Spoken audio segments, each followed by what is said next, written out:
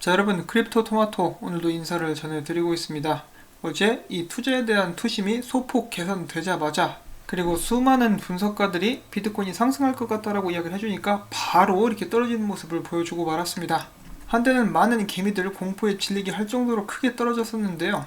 그래도 지금은 약간 회복하고 있는 모습을 보여주면서 9,200불대를 기록을 해주고 있는 비트코인의 모습이 보여지고 있습니다. 그리고 이제는 비트코인 가격이 이제 조만간 떨어지게 될 것이다 라는 분석들이 또 늘어나고 있습니다. 더 자세한 사항 이제 뒤에서 계속 살펴볼 수가 있겠고요. 오늘 준비한 첫 번째 소식은 오랜만에 또 리브라에 관련된 소식입니다. 페이스북 암호화폐 지갑 개발 회사죠. 칼리브라가 이야기합니다. 리브라 출시 같은 경우는 리브라 협회가 정할 수 있지만은 일단 2020년 안에 모든 준비를 끝내는 것이 목표다. 그런데 정확한 출시일은 정해지지 않았다라고 그는 이야기를 했습니다. 자, 일단 리브라 같은 경우는 강행을 한다라고 할지라도 2020년까지 나오기는 좀 힘들지 않나 하는 생각이 듭니다. 자, 그 다음에 이어서 또 오랜만에 크레이그 라이트 관련된 소식이 있는데요. 크레이그 라이트에 걸렸었던 소송이 합의에 이르게 됐다라는 소식이 몇 달 전에 나왔었는데요. 이번에는 크레이그 라이트가 그 합의를 결렬시켰다라는 소식입니다. 크레이그 라이트는 본인의 비트코인에 접근이 불가하다, 소송에 걸린 비트코인의 절반을 포기한다는 합의 계약을 철회하는 것으로 나타났습니다. 따라서 이 케이스 같은 경우는 다가오는 3월 30일 추가적인 재판을 받게 될 예정인데요. 그동안에 만약에 이 크레이그 라이트가 110만 개의 비트코인에 접근할 수 있으면 그가 사토시임이 증명되는 것이 아니냐라고 걱정하셨던 분들은 그럴 필요가 없을 것 같습니다. 크레이그 라이트 같은 경우는 정말 진국이죠. 진국 양아치라고 볼 수가 있겠습니다. 자, 여러분, 암호화폐계의 악동이라는 단어를 들으시면 생각나는 두 인물이 또 바로 있으실 텐데요. 바로 저스틴 선과 메가피입니다.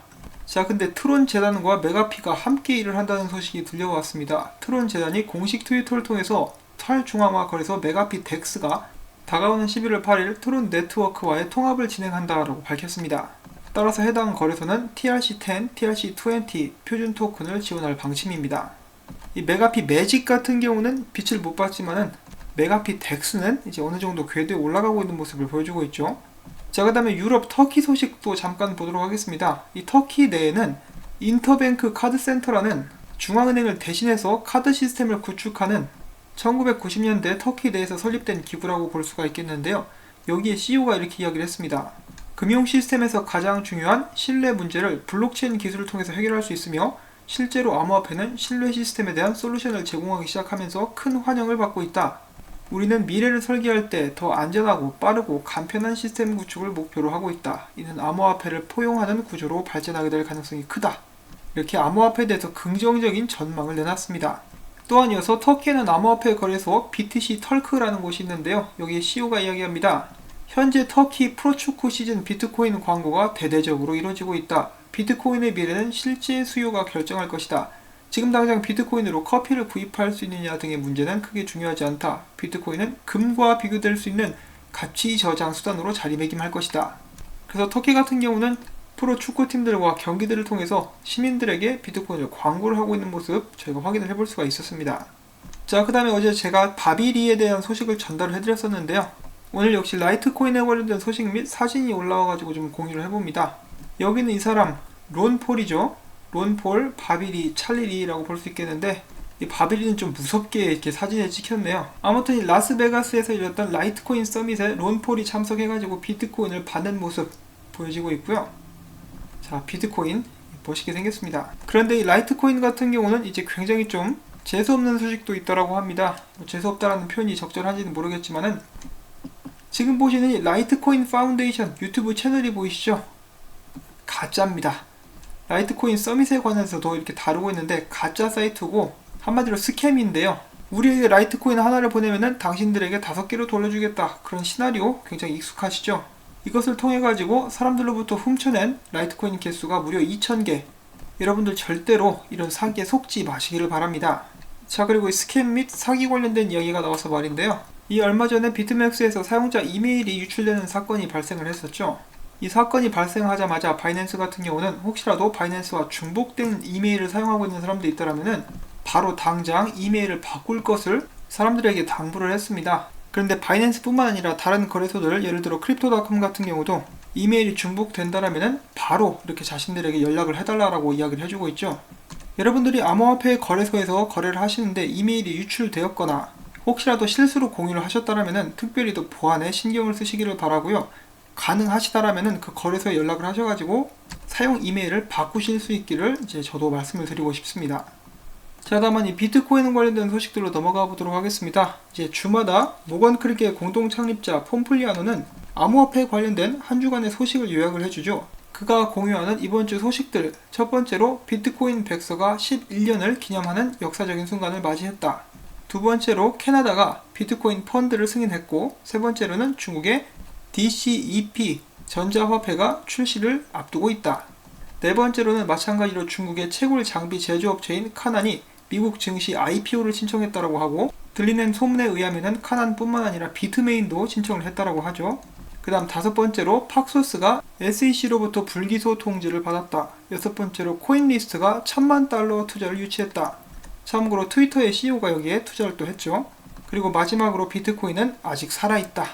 살아있음과 동시에 전날 대비해서 해시레이트도 9% 상승한 그런 모습을 보여주고 있습니다. 그리고 또한 벡트 같은 경우는 11월 1일 거래량이 623비트코인, 전날 대비 81% 상승한 모습을 보여주었었는데요. 벡트가 처음 개장했을 때 비트코인 거래됐던 거에 비하면 벌써 많이 성장하고 있죠. 나중에는 벡트가 CME보다 훨씬 더 커졌으면 좋겠습니다. 자, 그리고 비트코인이 이번에 11번째 생일을 맞이했습니다. 그것을 기념하는 것은 아니지만 전체 암호화폐 시총, 이 코인들 간의 시총이 어떻게 됐는지 2013년도부터 2019년까지 빠르게 비교를 해본 영상이 있어가지고 잠깐 퍼와봤습니다. 한번 보시죠. 이렇게 경쟁이 이어지고 있습니다. 처음에는 비트코인이 거의 모든 시총을 혼자 독차지하고 있었죠. 그 다음에 라이트코인이 강세를 보이다가 XRP가 끼어듭니다. XRP가 강세를 보이던 터에 이번에는 이더리움이 등장하게 되죠. 자, 이더리움이 강세를 엄청나게 보여줍니다. 엎치락 뒤치락 하다가 스팀 같은 경우는 쭉 아래로 내려가 버리죠.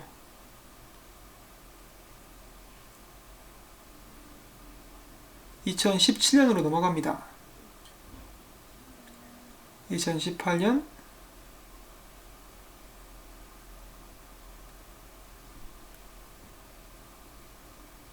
그리고 올해가 다가오게 되죠. 자, 이 영상을 보시면 아셨겠지만은 지금은 사라진 코인들, 그리고 한때는 강세를 보여줬으나 지금은 순위권 밖으로 쭉 밀려나간 코인들도 많이 있습니다. 앞으로는 이 순위가 어떻게 뒤바뀔지 아무도 모르는 일이겠죠. 자, 그러면 이어서 비트코인 관련된 분석 시간으로 또 넘어가 보도록 하겠습니다. 꽤 유명한 암호화폐 분석가죠. 필브 같은 경우는 최근에 이러한 비트코인 분석을 내놨습니다. 그가 예상하는 바에 따르면 2020년 약 6월 정도까지 비트코인이 $30,000를 가게 될 것인데요. 그럼에도 불구하고 단기적으로는 비트코인이 하락할 것이라고 보고 있습니다. 그 이유는 바로 CME 갭을 메꾸기 위해서, 그리고 그 아래로 또 떨어져가지고 8,500불 아래로도 갈 수 있다라고, 그러니까 7,500불 정도 때까지 이렇게 보고 있는 모습이 보여지고 있죠. 단기적으로는 비트코인의 약세를 점치고 있었습니다. 그러면서 이제 반감기 전까지 축적의 시간을 가질 것이다. 그때까지는 정말 이제 지루한 장이 될 것이다 라고 이야기를 하면서 반감기가 지나고 급등하는 비트코인의 모습을 그리고 있습니다. 그 다음에 또 다른 유명 암호화폐 분석가 크립토 쥐새끼가 아니고 크립토 햄스터는 비트코인이 1시간, 2시간, 3시간, 4시간, 그리고 잘하면 일본까지 데드크로스가 나올 수 있는 가능성이 있다라고 하면서 유의해서 투자할 것을 사람들에게 당부를 해주었고요. 지금 현재 비트코인의 앞으로 전망에 대해서 상승과 하락을 보는 사람들의 의견들이 엇갈리고 있는 그런 상황입니다. 자, 지금 찬반 의견이 맞서고 있는데 여러분들의 의견은 어떻습니까? CME 갭 같은 경우는 이제 90%의 확률로 메꿔진다라고 하는데요. 아직 100%는 아닙니다. 그리고 이 갭 같은 경우는 11,800불대에 또 하나가 있어요. 그래서 떨어지기 전에 위로 올라가서 그거 먼저 메꾸게 될 수도 있겠죠. 아니면 올라가가지고 내려오지 않게 될 수도 있습니다. 그게 아니라면은 떨어졌다가 다시 한번 차근차근 오르게 될 수도 있고, 이럴 수도 있고 저럴 수도 있고. 그리고 참고로 최근에 나온 분석 중에 하나는 올브라이트 투자그룹의 분석가, 이자 설립자 빅토르 데르구노프라는 사람이 있는데요. 비트코인이 더 높은 가격대로 이동을 위해서 통합을 진행하고 있는 중이다. 비트코인은 지금 현재 가격인 $9,158에서 거의 991%까지 쉽게 가치가 치솟을 수 있다라고 이야기를 했습니다. 근데 문제는 이 사람 같은 경우는 작년 11월에 똑같은 이야기를 했었습니다. 그리고 무슨 일이 터졌냐면은 크레그 라이트와 우지안의 맞다이, 그러면서 비트코인이 폭락하는 그런 사태가 일어났었죠. 인간 지표로 보면은 왠지 비트코인은 떨어질 것 같습니다. 그런 부분들은 어디까지나 이 단기 지표에 대해서 이야기를 하게 되는 것이고요. 저는 떨어지게 되면은 이것이 아주 좋은 매수 기회가 될 것이다 라고 생각을 할 것입니다. 반감기가 점차 다가오고 있는데 지금 보시면은 여기 파란 선들이 반감기 기점을 나타내는 것이고요. 반감기 후에 바로 가격이 크게 상승하는 모습들을 보여주고 있습니다. 비트코인 채굴량이 절반으로 줄어든다는 것은 비트코인 채굴자들의 수익이 반토막이 난다는 것입니다. 그렇기 때문에 보통으로 비트코인 가격이 최대로 떨어질 수 있는 가격들을 채굴자들의 수익 마지노선으로 잡는 그런 경우가 많이 있죠. 그렇기 때문에 비트코인 반감기가 일어나기 전에 많은 사람들이 비트코인을 매수를 하려고 하는 움직임도 이제 나오게 될 수가 있는데요. 지금 보시면은 이 반감기 전에 비트코인 가격이 급상승하는 모습을 저희가 확인을 해볼 수가 있습니다.